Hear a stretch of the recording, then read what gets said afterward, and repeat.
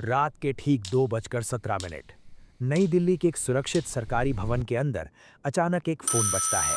उस समय पूरे देश में सन्नाटा था, लेकिन उस कमरे में बैठे अधिकारी की धड़कनें तेज हो गई।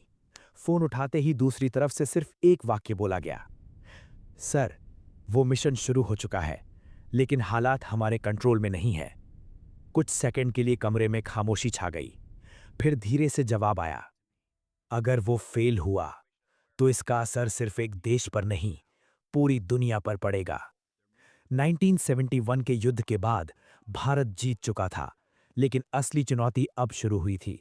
पाकिस्तान की हार ने उसे अंदर तक हिला दिया था, और अब वो खुलकर नहीं, बल्कि छुपकर जवाब देने की तैयारी कर रहा था।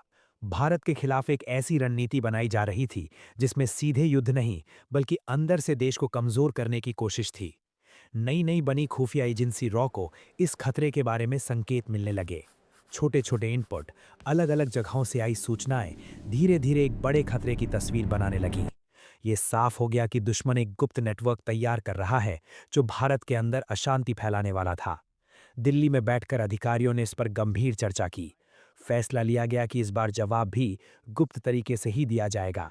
एक ऐसा मिशन तैयार किया गया जिसका कोई आधिकारिक नाम नहीं था, कोई रिकॉर्ड नहीं था, और जिसे पूरा करने वाले एजेंट्स का अस्तित्व तक नकारा जा सकता था। कुछ चुने हुए एजेंट्स को इस मिशन के लिए तैयार किया गया।